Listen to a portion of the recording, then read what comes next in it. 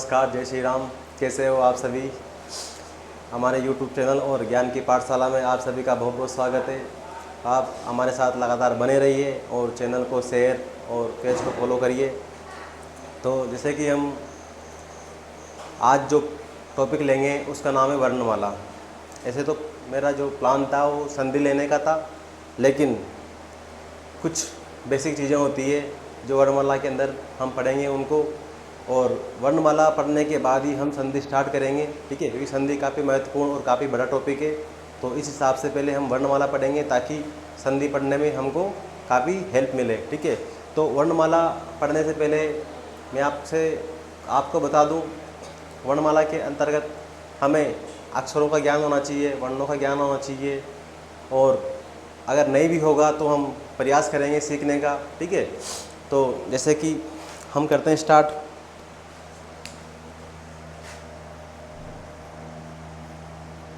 वर्णमाला, ठीक है। अब वर्णमाला होती क्या है, इसका मतलब क्या होता है। इसका मतलब होता है वर्णों की माला, ठीक है। जैसे मोतियों की माला होती है, तो एक एक मोती जब मिलते हैं तब माला बनती है, ठीक उसी प्रकार एक एक वर्ण अक्षर मिलने के बाद ही वर्णमाला का निर्माण होता है, ठीक है। तो देखिए वर्णमाला में हम जो पढ़ेंगे, इसमें सबसे पहले मैं आपसे पूछता हूँ, जैसे वर्णमाला में विचारों को प्रकट करने का माध्यम, विचारों को प्रकट करने का माध्यम क्या कहलाता है, भाषा कहलाता है, ठीक है। ये हमें याद होना बहुत ज़रूरी है। और हम अपने विचारों को कितनी प्रकार से प्रकटीकरण कर सकते हैं, तो 3 प्रकार से हम अपने विचारों का प्रकटीकरण कर सकते हैं, ठीक है। 3 प्रकार कौन कौन से हैं, जैसे मौखिक रूप में, लिखित रूप में और सांकेतिक रूप में। जिस तरह आप देखिए मौखिक रूप क्या होता है, आपने बचपन में 10th क्लास तक आपके ओरल एग्ज़ाम हुए होंगे, तो आपने उसमें ये चीज़ जानी होगी कि मौखिक होता क्या है। मतलब सामने वाला हमसे प्रश्न पूछ रहा है, हम बोलकर उसका आंसर दे रहे हैं, ठीक है। मतलब एक दूसरे से बात करना, अपनी बातों का आदान प्रदान करना, ठीक है। बोलकर अपने मन के विचारों को व्यक्त करना ही क्या कहलाता है, मौखिक रूप कहलाता है, ठीक है। उसी प्रकार अगला जो प्रकार है इसका वो है लिखित रूप, ठीक है। जैसे आप पत्र लिखते हो, प्रार्थना पत्र लिखते हो, या कोई भी चीज़ किसी को देने के लिए या ज्ञापन लिखते हो, ठीक है। तो लिखित में कोई चीज़ अपन किसी को प्रदान कर रहे हैं, किसी को दे रहे हैं, वही लिखित रूप कहलाता है, ठीक है। तो मौखिक और लिखित तो ये हो गया, ठीक है। बाद में इसके बाद जो आता है वो है सांकेतिक रूप, ठीक है। अब सांकेतिक रूप का मतलब क्या होता है, सांकेतिक मतलब संकेत, संकेत के द्वारा कुछ कहना या कुछ व्यक्त करना, ठीक है।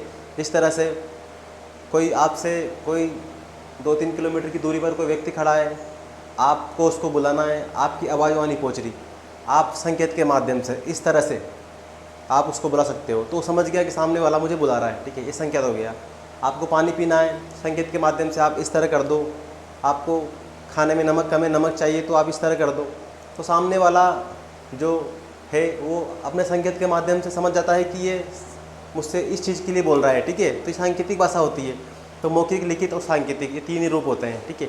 इसके बाद देखिए आप व्याकरण का शाब्दिक अर्थ होता है, क्या होता है, भली बातें समझना या अच्छी प्रकार से समझना।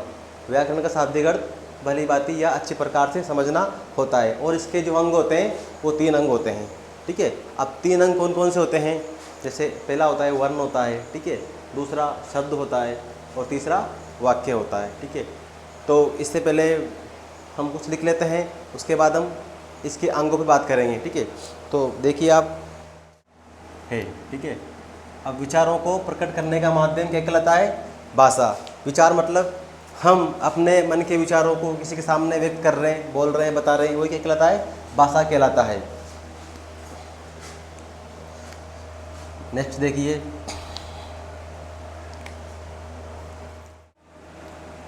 किया जा सकता है। मैंने भी आपको बताया विचारों का प्रकटीकरण कितनी प्रकार से किया जा सकता है, 3 प्रकार से। कौन कौन से 3 प्रकार है, पहला प्रकार आप देखिए,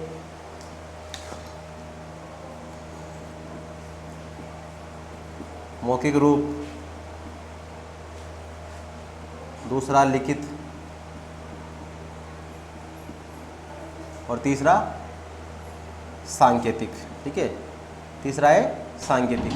जिस तरह मैंने आपको बताया मौखिक, लिखित और सांकेतिक रूप। ठीक है, तो मौखिक मतलब बोलकर अपने मन के भावों को किसी के सामने प्रेजेंट करना, ठीक है, या व्यक्त करना। लिखित रूप लिखकर किसी को कहना या बताना या अपने मन के भावों को व्यक्त करना। सांकेतिक संकेत के द्वारा बातें करना। ठीक है, संकेत के माध्यम से सामने वाले को समझा देना। ये क्या होता है? सांकेतिक।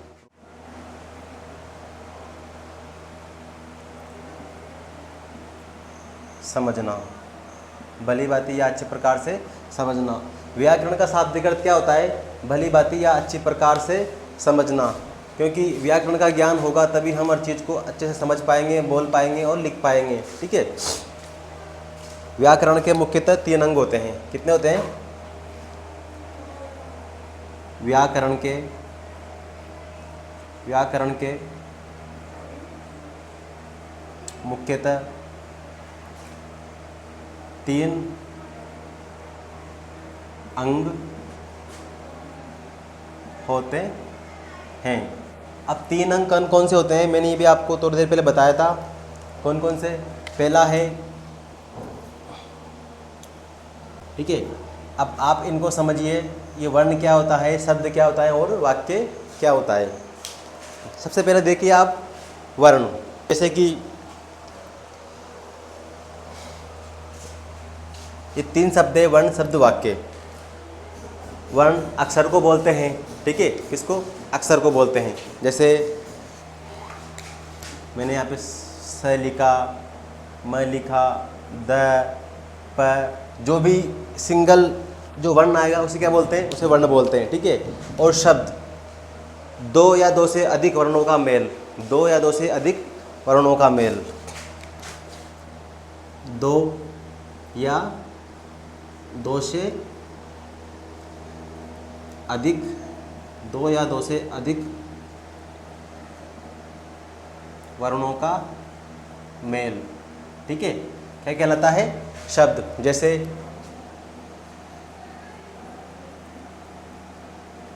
राम, रमेश, मनोज, मोहन, ये क्या हो गया? ये शब्द हो गए। ठीक है, 2 या 2 से अधिक वर्णों का मेल क्या होता है? शब्द। या तो 2 वर्णों या 2 से अधिक हो, जब ये वर्ण मिलते हैं तो शब्द बनते हैं और इनका एक अर्थ भी निकलता है। ठीक है, लेकिन वर्ण का कोई अर्थ नहीं निकलता। आगे देखिए वाक्य। 2 या 2 से अधिक शब्दों का मेल। ठीक है, क्या कहलाता है? वाक्य। जैसे राम ने खाना खाया। ठीक है, राम ने क्या किया? राम ने खाना खाया। तो एक वाक्य बन गया। ठीक है, तो इसी तरह से वर्ण, शब्द और वाक्य किस तरह से कैसे होते हैं ये आपने इस वीडियो के माध्यम से समझ लिया होगा। अब आप इसका स्क्रीनशॉट ले लीजिए। इसके बाद हम आगे की ओर चलते हैं। ध्वनि। अब ध्वनि क्या होती है? ध्वनि क्या होती है? ठीक है, सीधी सी बात है, ध्वनि से आप सब लोग परिचित ही हो। ठीक है, ध्वनि का मतलब जो हमारे कान होते हैं, ठीक है, जिनसे हम सुनते हैं। तो सीधी बात देखो आप, कानों को सुनाई देने वाली आवाज़, कानों को सुनाई देने वाली आवाज़ क्या कहलाती है? ध्वनि कहलाती है। क्या कहलाती है? ध्वनि कहलाती है। कानों को, किसको? कानों को सुनाई देने वाली आवाज़ क्या कहलाती है? ध्वनि कहलाती है। अक्षर देखिए आप, क्या? अक्षर देखिए। जब ध्वनि का उच्चारण श्वास के एक झटके में किया जाए। ठीक है, किया जा सकता है। ठीक है, किया जा सकता है। जब ध्वनि का उच्चारण श्वास के एक झटके में किया जा सकता है, वह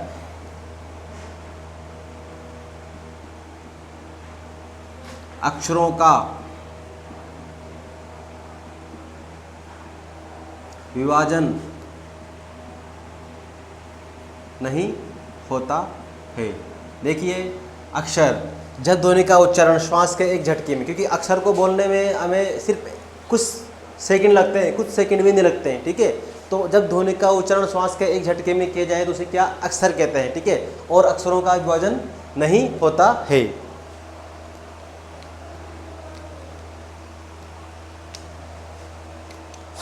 आगे देखिए,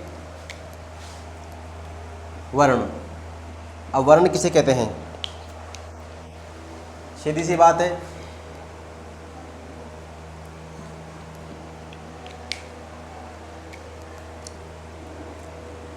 अक्षरों का लिखित रूप। अक्षरों का लिखित रूप, अक्षरों का लिखित रूप वर्ण कहलाता है। ठीक है, क्योंकि अक्षर और वर्ण दोनों एक ही होते हैं। ठीक है, लेकिन डेफिनेशन बनाने के लिए अपन ने इस तरह से सेंटेंस लिखा, अक्षरों का लिखित रूप ही वर्ण कहलाता है। ठीक है, आप इसका स्क्रीनशॉट ले लीजिए, इसके बाद हम आगे बढ़ते हैं। इससे पहले आपको मैं कुछ समझा दूं। भाषा हम कई तरह से समझेंगे और कई तरह से पढ़ेंगे। जो मैं भी आपको कुछ देर बाद पढ़ाऊँगा, कुछ सेकंड या मिनट बाद, तो उसमें आप कंफ्यूज ना हो, क्योंकि समझ की बात है। अगर आप समझ के पढ़ोगे तो आपको दिक्कत बिल्कुल नहीं आएगी, आपको कोई कन्फ्यूजन नहीं होगा। तो देखिए आप आगे, जिस तरह से भाषा की सबसे छोटी मौखिक इकाई। देखिए, भाषा की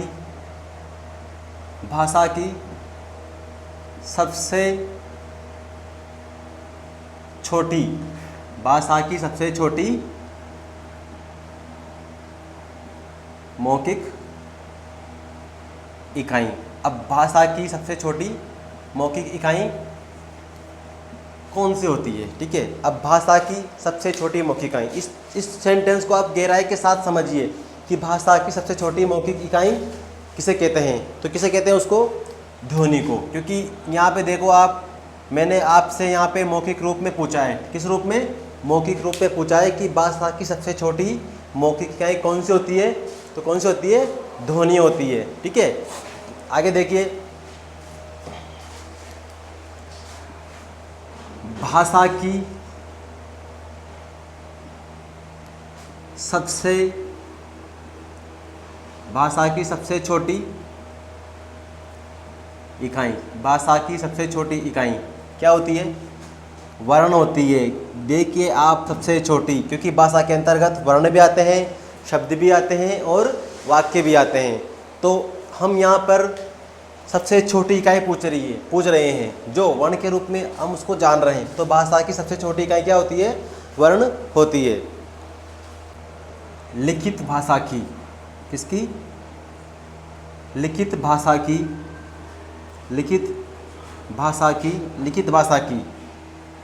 सबसे छोटी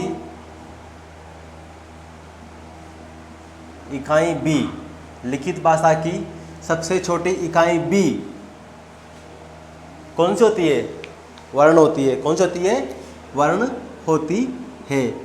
यहाँ पे आपको कंफ्यूज नहीं होना है, आपको समझना है कि भाषा की सबसे छोटी मौखिक इकाई। यहाँ पे आपसे भाषा का मौखिक रूप पूछा गया है तो आपको ध्वनि बताना है। ठीक है, और भाषा की सबसे छोटी इकाई। अब भाषा की सबसे सिर्फ छोटी इकाई पूछा है आपसे। कौन सी इकाई? छोटी इकाई। ये क्वेश्चन है जो 2011 में पटवारी के अंदर आ चुका है कि भाषा की सबसे छोटी इकाई कौन सी है? वर्ण। ठीक है। अब लिखित भाषा की, यहाँ पे देखो, यहाँ भाषा की सबसे छोटी इकाई पूछी है आपसे तो वर्ण आ गया, लेकिन यहाँ पे लिखित रूप में पूछा है कि लिखित भाषा की सबसे छोटी इकाई कौन सी है? वो वर्ण होती है। इसके आगे आप देखिए,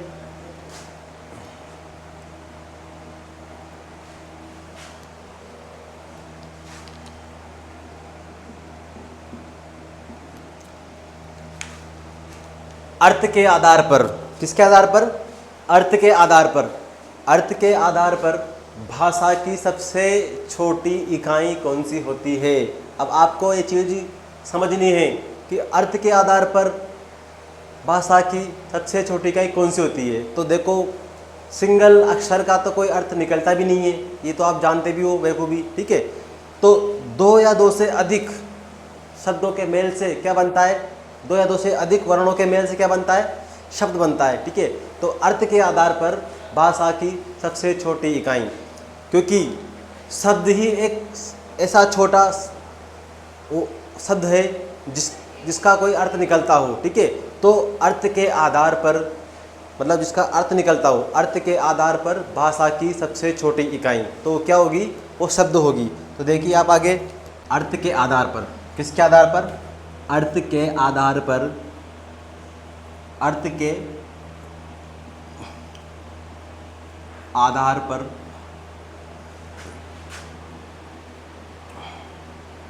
भाषा की सबसे छोटी इकाई। अब अर्थ के आधार पर मैंने बताया भी आपको कि अर्थ के आधार पर भाषा की सबसे छोटी इकाई कौन सी है? शब्द है, क्योंकि जब दो वर्ण मिलते हैं तो अक्सर शब्द बनता है और शब्द का ही एक अर्थ निकलता है। ठीक है। तो यहाँ पे आएगा शब्द। ठीक है। अब इसके बाद देखिए आप, अर्थ के आधार पर, अर्थ के आधार पर भाषा की सबसे बड़ी इकाई। अब अर्थ के आधार पर भाषा की सबसे बड़ी इकाई कौन सी होगी? तो देखिए आप, अर्थ के आधार पर, अर्थ के आधार पर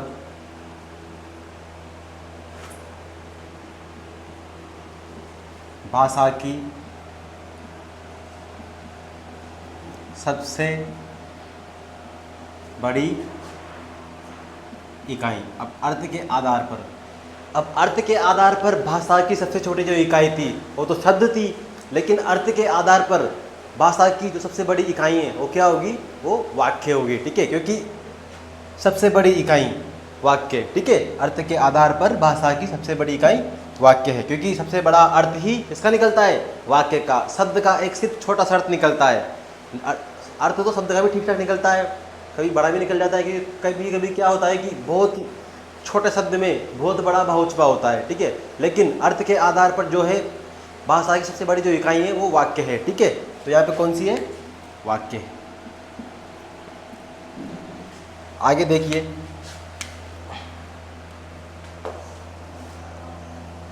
भाव या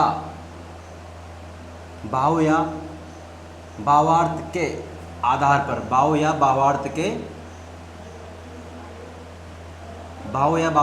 आधार पर, भाव या भावार्थ के आधार पर भाषा की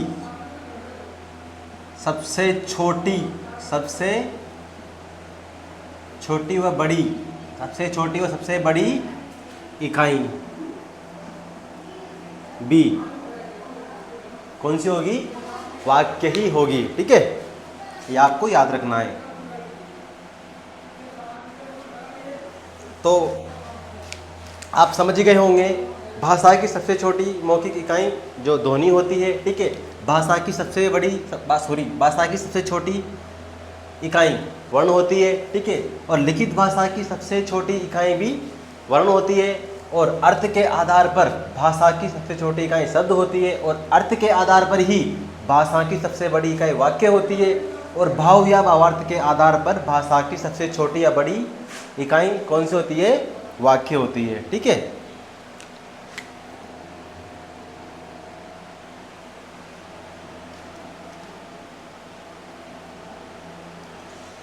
तो आप जल्दी से इसका स्क्रीनशॉट ले लीजिए। इसके बाद हम इसको इरेज करते हैं, आगे बढ़ते हैं। देखिए आगे वर्ण विचार। अब वर्ण विचार किसे कहते हैं? ठीक है, वर्ण किसे कहते हैं? ठीक है, जिस तरह से देखिए आप, व्याकरण का वह बिंदु, व्याकरण का वह बिंदु जो हमें वर्णों के शुद्ध उच्चारण, शुद्ध लेखन व शुद्ध प्रयोग का ज्ञान प्रदान करता है, उसे वर्ण विचार कहते हैं। क्योंकि वर्णों के माध्यम से ही हम शुद्ध लेखन करना सीखते हैं, शुद्ध ज्ञान का प्रयोग करना सीखते हैं। ठीक है, तो हमारी शुद्धता में वर्णों का जानकारी होना बहुत ज़रूरी है। ठीक है, उसे क्या कहते हैं? उसे वर्ण विचार कहते हैं। व्याकरण का वह बिंदु जो हमें वर्णों के शुद्ध उच्चारण, मतलब शुद्ध बोलना, क्या होता है? उच्चारण का मतलब बोलना, शुद्ध लेखन मतलब लिखना, ठीक है, और शुद्ध ज्ञान का प्रयोग कराने वाले शब्दों को ही वर्ण विचार कहते हैं। शुद्ध बोलना, शुद्ध लिखना, शुद्ध प्रयोग करना, ये हम कैसे सीखते हैं? वर्णों को ध्यान में रखते हुए। ठीक है, क्योंकि हमें सही तरह से वर्णों की जानकारी रहेगी तो हम सही तरीके से इनको समझ पाएंगे और अच्छे से इनको कर पाएंगे। आगे देखिए, वर्ण। वर्ण क्या होता है? मौखिक भाषा की सबसे छोटी इकाई। मौखिक भाषा की सबसे छोटी इकाई कौन सी होती है? ध्वनि। मैंने आपको शुरुआत में, फर्स्ट में यही लाइन लिखवाई थी कि मौखिक भाषा की सबसे छोटी इकाई ध्वनि के लिखित रूप को, ध्वनि के लिखित रूप को जो हम बोलते हैं वो हम लिखते भी हैं। ठीक है, तो ध्वनि के लिखित रूप को वर्ण कहते हैं। वर्ण एक सिंगल अक्षर के रूप में प्रयोग में लिया जाता है और शब्द दो या दो से अधिक वर्णों का मेल शब्द कहलाता है, और दो या दो से अधिक वर्णों का मेल शब्द कहलाता है, और दो या दो से अधिक शब्दों का मेल वाक्य कहलाता है। ठीक है, तो देखते हैं हम वर्ण कितने प्रकार के होते हैं। वर्ण मूल रूप से दो प्रकार के होते हैं। कितने प्रकार के? दो। कौन कौन से होते हैं? देखिए आप, वर्ण दो प्रकार के होते हैं। कितने प्रकार के? दो प्रकार के। ठीक है, अब दो प्रकार में कौन कौन से प्रकार है इसके? देखिए आप, पहला है स्वर, ठीक है, और दूसरा है व्यंजन। ठीक है, अब इनकी संख्या देखो आप, स्वर तो होते हैं 11 और व्यंजन कितने होते हैं? व्यंजन होते हैं कितने होते हैं? व्यंजन होते हैं 33। ठीक है, तो स्वर 11 होते हैं, ये आपको याद रखना है, और व्यंजन 33 होते हैं, ये भी आपको याद रखना है। ठीक है, इसके बाद आप इसका स्क्रीनशॉट ले लीजिए। इसके बाद हम आगे बढ़ते हैं जी। देखिए आगे, स्वर। स्वर जो इसका वर्ण का पहला प्रकार है। ठीक है, सेकंड कौन सा है? व्यंजन है। तो पहले हम स्वर को लेते हैं। अब स्वर कहते हैं किसे हैं? स्वर होते कितने हैं? ठीक है, इनका प्रयोग हम किस तरह करते हैं, ये व्यंजन के अंदर किस तरह छुपे होते हैं। ठीक है, आगे सारी चीज़ें हम देखेंगे। ठीक है, जिन ध्वनियों का उच्चारण करते समय स्वर तंत्रियों से निकलने वाली प्राणवायु बिना किसी बाधा या अवरोध के बाहर निकल जाए, स्वर कहलाते हैं।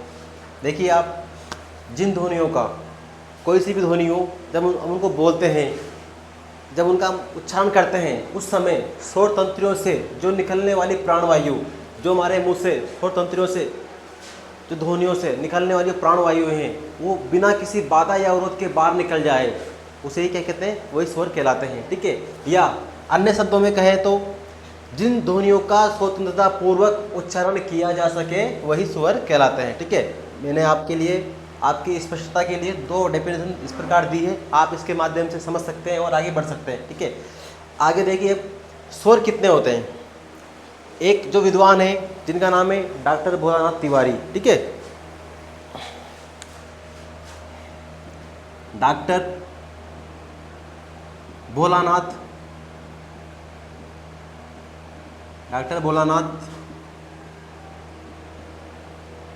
तिवारी के अनुसार, डॉक्टर भोलानाथ तिवारी के अनुसार छोरों की संख्या 10 मानी जाती है। किसके अनुसार? ये किसी के मत के अनुसार, ठीक है, ये किसी का मत है। किसका? डॉक्टर बोधनाथ तिवारी के अनुसार छोरों की संख्या 10 मानी जाती है। लेकिन हिंदी के अंदर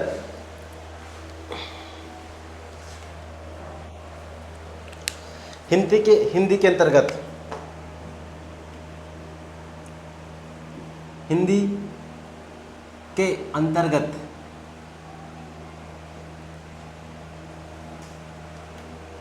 स्वरों की संख्या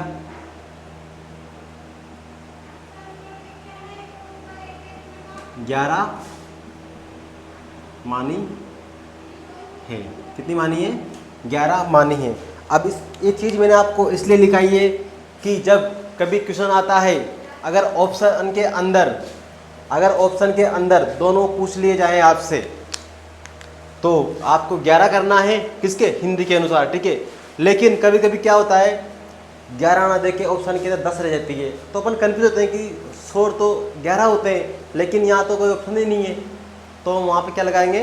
और 10 लगाएंगे। किसके अनुसार? डॉक्टर बोधनाथ तिवारी के मत के अनुसार, ठीक है। तो आप इसका स्क्रीनशॉट ले लीजिए। बाकी मैं आपको इसके स्वरों की संख्या भी लिखा दूँ। जैसे अ, आ, ई, उ, री, ए, आई, ओ, औ, ठीक है। तो ये जो स्वर होते हैं 11, 1, 2, 3, 4, 5, 6, 7, 8, 9, 10, 11, ये हिंदी के अंदर 11 स्वर होते हैं, जो मैंने आपके सामने लिख दी है। आप इसका स्क्रीनशॉट ले लीजिए, उसके बाद हम आगे बढ़ते हैं।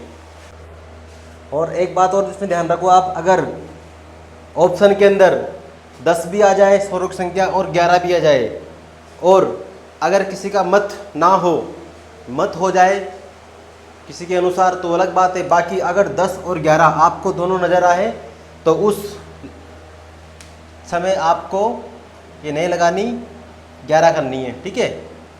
कौन सी? 11 लगानी है। तो आप इसका स्क्रीनशॉट ले लीजिए, उसके बाद हम आगे की तरफ चलते हैं। विस्तारपूर्ण काफ़ी आपको पढ़ा दिया है। अगर फिर भी इस वीडियो में आपको कुछ भी प्रॉब्लम्स आए, या कुछ भी शब्द में या कोई से भी वाक्य में, टॉपिक के अंतर्गत किसी चीज़ में कोई भी प्रॉब्लम हो, तो आप कमेंट के माध्यम से ज़रूर बताएं। और आप चैनल को लाइक करें, पेज को फॉलो करें, अधिक से अधिक वीडियो को शेयर करें, सभी तक अपने यार दोस्तों के पास वीडियो को पहुंचाएं, ताकि सभी को इसका लाभ मिल सके, सब आनंद के साथ पढ़ सकें, इसका लाभ ले सकें, ठीक है। तो आज के लिए इतना ही काफ़ी है। मिलते हैं हम अगली क्लास में, तब तक के लिए जय श्री राम।